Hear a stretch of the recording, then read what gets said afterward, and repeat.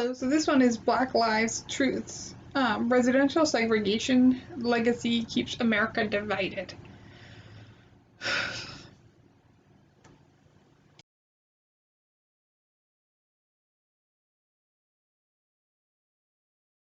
Most folk don't like the truth. We're living in a generation that is confused as it relates to the truth. Words have power, and the truth is meant to build up. Donald J. Trump says or tweets whatever he feels like saying or tweeting to his own destruction. Y'all need to hear me today. Just because you say what's on your mind and what you feel does not mean that you are a good steward over the truth.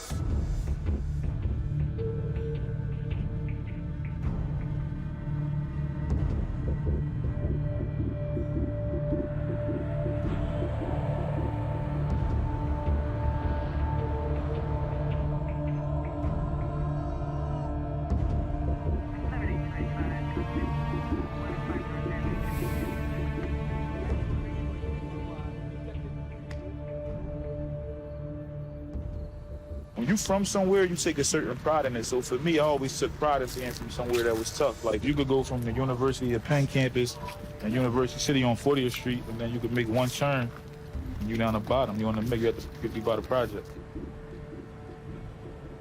Being y'all in West Philly right now, these little blocks like this, these little row homes, you see people living on top of each other. I guarantee wherever y'all from in Russia or wherever y'all from, y'all don't even probably know what a row home is. These is called row homes.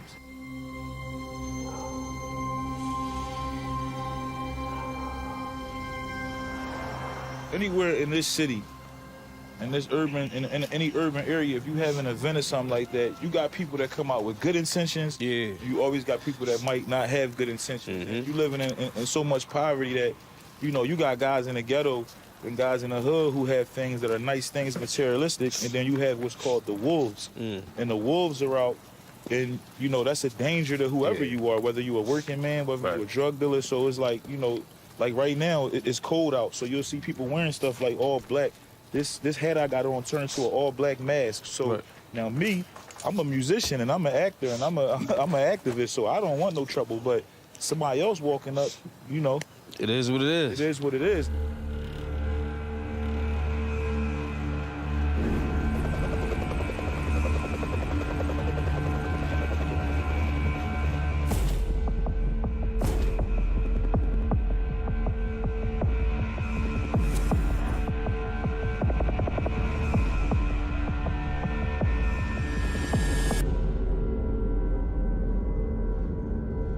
Right now, you are in East Baltimore, and this is Old Town Mall. This is a mall that should be very famous. This is where, like, a lot of black people, like myself, when I was a kid, we come and buy our clothes.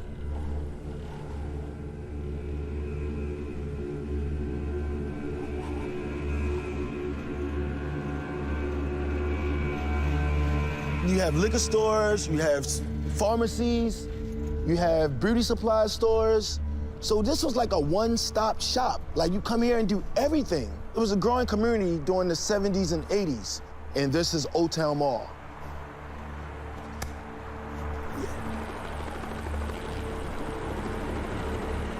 What happened here, like any other community, during the 70s and 80s, it was a high volume of drugs. And as you can see, this area became a drug trafficking environment. A lot of drugs, and with that being said, some of the stores and some of the buildings just deteriorated because of the traffic of drugs. And with that, a little bit of violence, people get shot.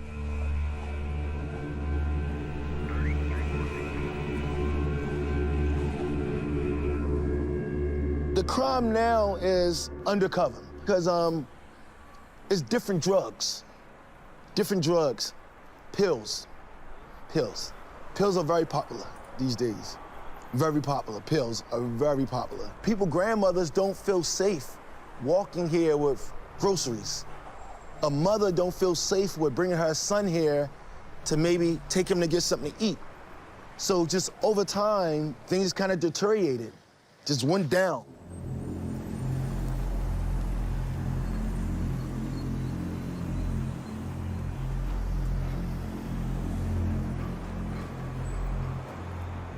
Go Lancaster Avenue and go 2 miles up this way, you're in one of the most nicest neighborhoods in Pennsylvania, Bryn Mawr.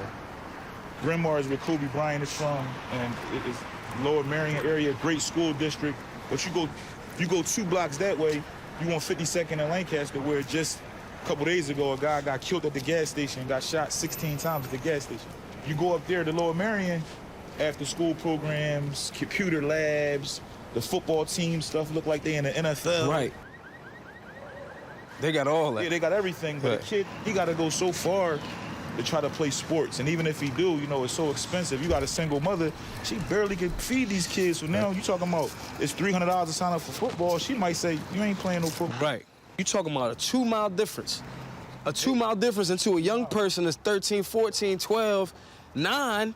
That ain't 2 miles, that's 2 million miles of a difference. Because if y'all look at these homes right here, look at it. These look like they look abandoned. It's people living in them. Right. Look at that right there. That look abandoned. It's somebody, that second floor light is on. That means somebody living there. Right. The first floor might not even be regulated for nobody to live, and somebody live on the second floor. Yep.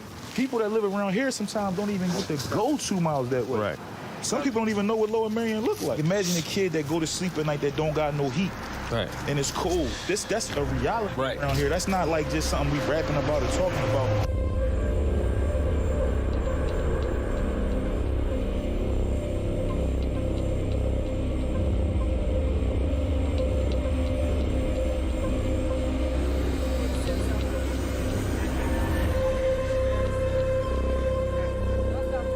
So right now, you're still in East Baltimore. This is Latrobe Housing Projects. Everyone lives close together, so everybody know each other around here. As you can see, it's a rough neighborhood. Drugs, police brutality, high crime rate, and diet. What we eat, it's messed up. We don't have good food around here to eat. You have grocery stores where families buy snacks for meals. High poverty, low education rate, teen pregnancy high, a lot of killings, murders, shooting around here.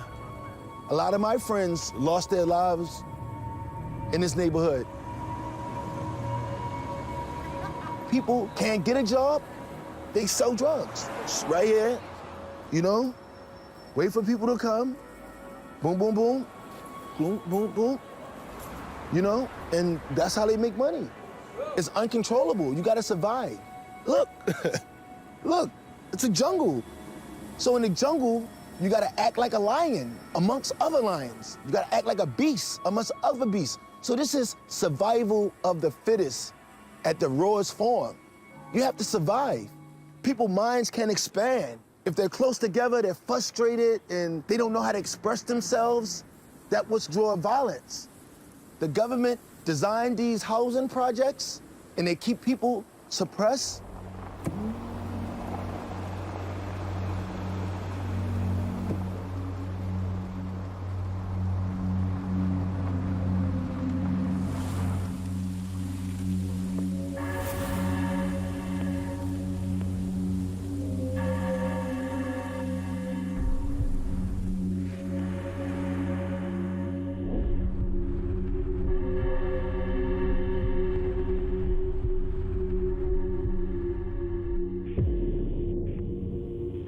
I believe that the environment that you grow up in plays a huge part as to what you experience in your life, as well as what you'll become when you grow up.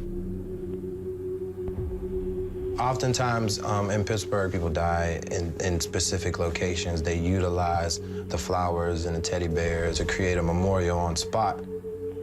So hopefully it's a reminder to continue to reinforce why not going the negative route or the dark route. In my adult life, I've had 6 friends that have been murdered via gun violence in Homewood. One was working as a bartender at a local bar, and a patron came in and decided to shoot him inside the bar. Another young woman named Janice Tolton, she was murdered in a bar up the street from the YMCA because she didn't want to give her phone number to a gentleman that was there. And then there's another one of my friends named Frederick Douglass that was murdered right on Frankstown Avenue. Not sure for what reason exactly, but all these places are within 2 minutes of the YMCA, which is unique because that's where a lot of our kids go.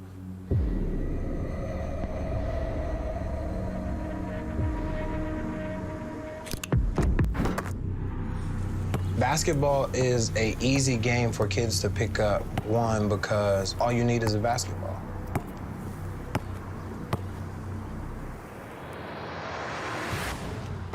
You can get lost in the game for hours or years or even a lifetime for some people like Michael Jordan or Kobe Bryant.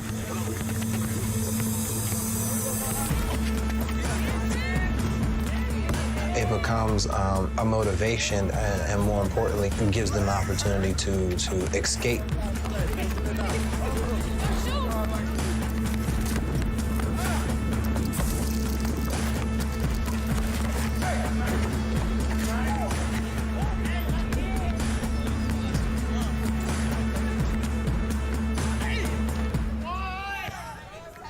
A lot of kids look up to athletes and entertainers.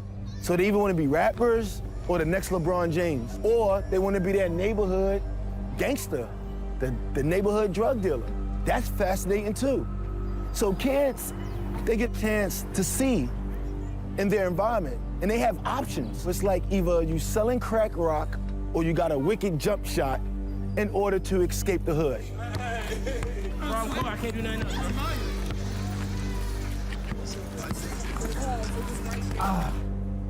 What's going on? Basketball. 5-0. Oh, for real? Yeah. So what y'all got planned for the day? Basketball. What is some of the bad stuff that y'all see? Getting shot. People shooting, guys. How many of y'all saw somebody get shot before? Raise your hand. I saw somebody get shot. 'Cause I'm gonna tell you what, you guys cannot be around bad people.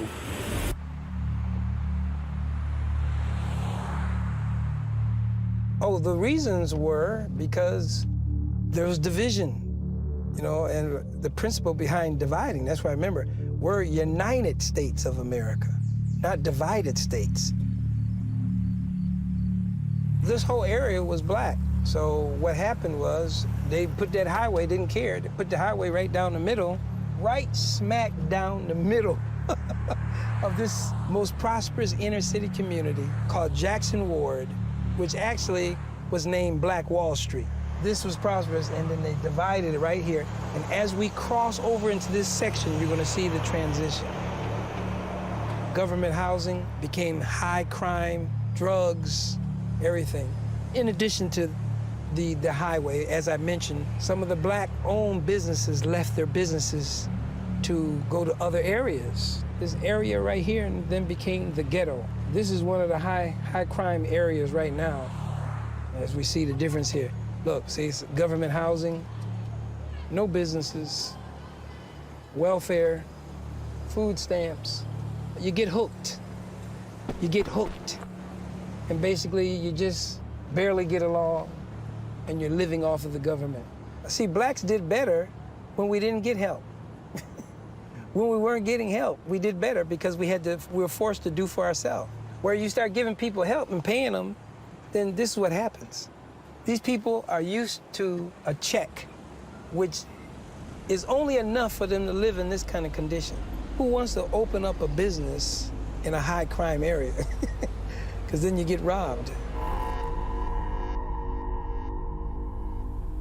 There's a low number of opportunities here in Western Pennsylvania, as well as, so not only did our industries move, but a lot of our people moved as well, which forced even more businesses to move. It's extremely difficult to run a business in a place like Homewood just because, one, there's not a lot of people there, And then two, the people there don't have the necessary means to take advantage of extra things. One of the unique businesses that has been able to been a steadfast place to look to in Homewood. I think they're, at least 50 years old, and Mr. Bundy has been there,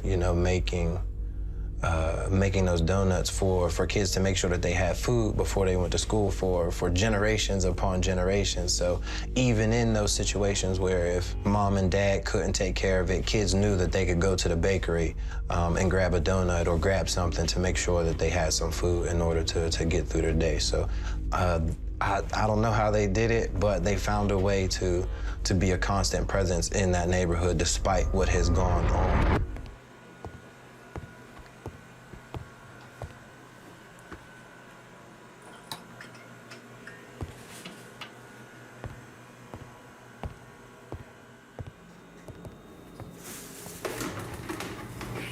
All neighborhoods are good or bad, I don't have any complaints with Homewood here, though. Just the neighborhood has changed, Some businesses have left the area. I don't see any new businesses coming in right now. A couple big companies, KFC, Subway, they didn't meet their quota here, whatever the company calls for. They've been gone for, 5, 6 years, Yep. That's how long they've been out of here. They just closed up, That's just the tough part. And around the guns and murders that take place, Frankstown Avenue is one of the busiest roads in Western Pennsylvania. It's one of the longest and straightest roads. So people ride from the affluent neighborhoods outside of Western Pennsylvania, and they ride through Homewood, through traffic every single day to go to work, which is crazy. If you go on the news, it'll say, somebody got murdered in Homewood. So it's not a place that you want to pull over and stop and maybe grab a donut and coffee rather than sit in traffic.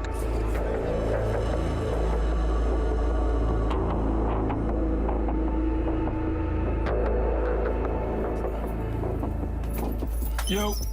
Oh, man. What we got here is the most #1 violence, most one of them capital of murder, Baltimore, Maryland. But some things you got something so great that's inside our town, you feel me? So talk about your food and how it impacted the community. How I started with $60. You started with $60? No gas on, no hot water on, nothing. Selling food at my home just to make a living. Now, was that safe? It wasn't safe. At the same time, you had to walk with faith. I was angry, so when I turned my anger to, it's financial. Put my anger into my hustle.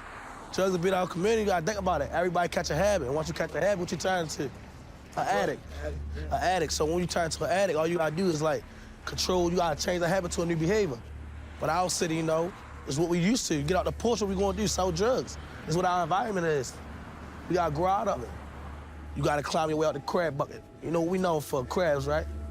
We in the bottom. You have to climb out the way.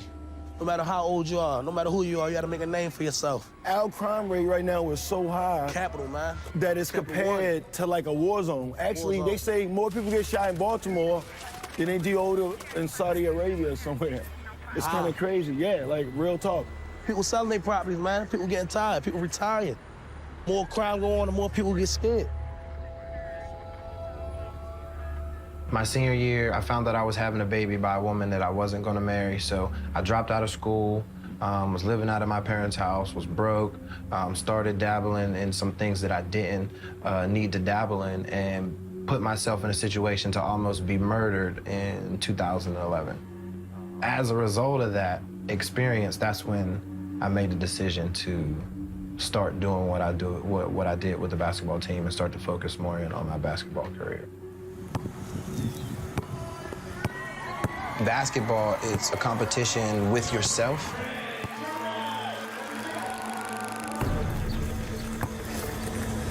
You have to conquer yourself.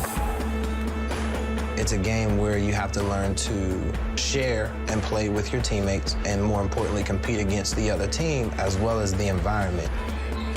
When people think of basketball, they don't look at it in that aspect where you break it down, because it's a personal battle. It's a battle amongst your team and the other people. It's a battle amongst you and the environment. It's a game of skill.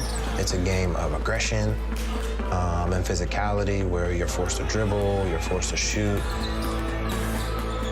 You're forced to do a lot of things that people take for granted in everyday movements. It's that passion that I've been able to maintain from my childhood and carry over into my adulthood is what has allowed me to be so much different than everybody else and create an opportunity where people said we couldn't. I hope to work to find other children in the impoverished neighborhoods, primarily in Homewood, where I started the Pittsburgh Bullet, to teach them how to harness that energy and maintain that energy into their adulthood so then they can continue, like I said, to do some of the things that I've done, if not, hopefully take it further and further and further down the line.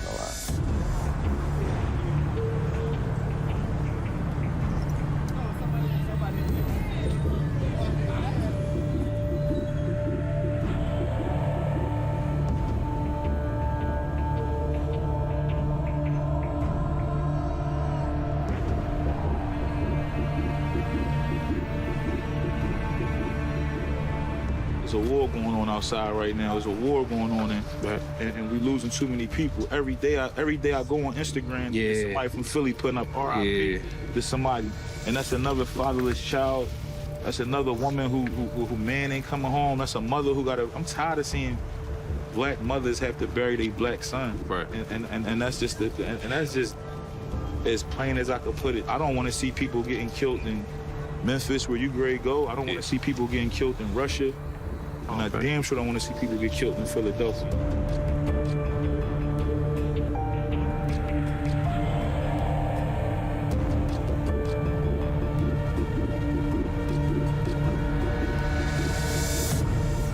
Our crime rate is based on our drug use.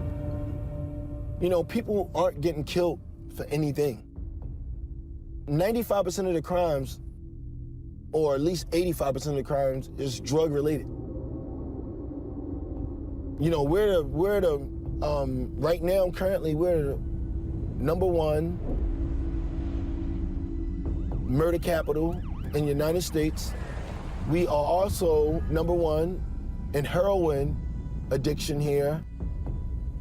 Why? Because we have the port, which is right down here, and we're on the edge of the East Coast. So a lot of things come through the ports and stuff. The way kids get involved with drugs, growing up in inner city, as soon as you step outside of your door, bingo, you're right there.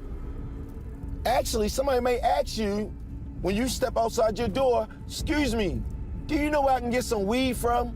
Or excuse me, you know got some dope? Or excuse me, you know got some coke? Or excuse me, you know got some pills? Right now, the community is going through a change. There's a change that's going on in this community because John Hopkins and the real estate value is going up. So a lot of these residents is not going to be here too much longer. And they're going to bring in the good food because it's already side by side. Everything is about spacing right now. Everything, so you got wealthy people living next to like poor people. So eventually the poor people it's not going to be around anymore. They're moving the poor people out to the county, out this way. So homeowners, they give them vouchers. And vouchers meaning give you access to another house, and you don't have to pay any money, you just move right on in. But the thing about it, you may be an hour away from the city. So right now, the city is a growing epidemic of just like wealth. The conflict is no inclusion for the people that's there already. That's the conflict. The conflict is no inclusion.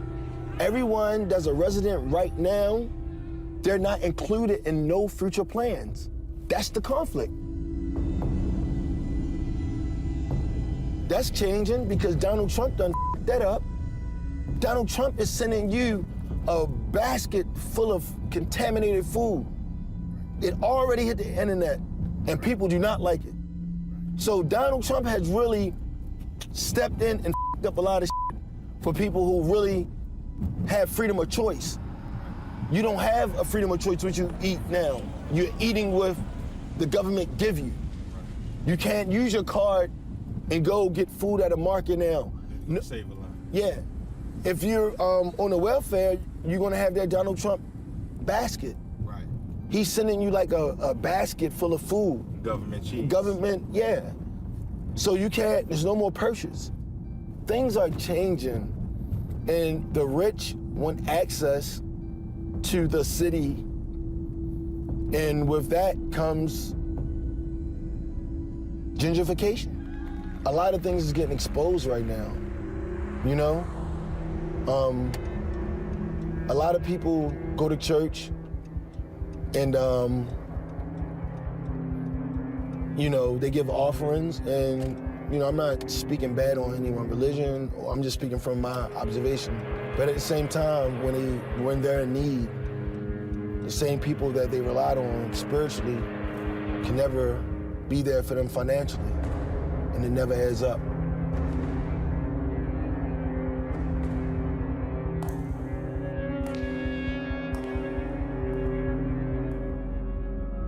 Keep the fingers together. You're going to squeeze your hand in and make sure your finger stays off the trigger. Rotate the gun to this position and then make sure you set your hand in properly. Bring the gun up and keep it at eye level. Okay. All right? So that the top, and the top are all at the same level. Okay. Forget what you saw in the movies, all right? If you shoot the way they shoot in the movies, you will never hit anything.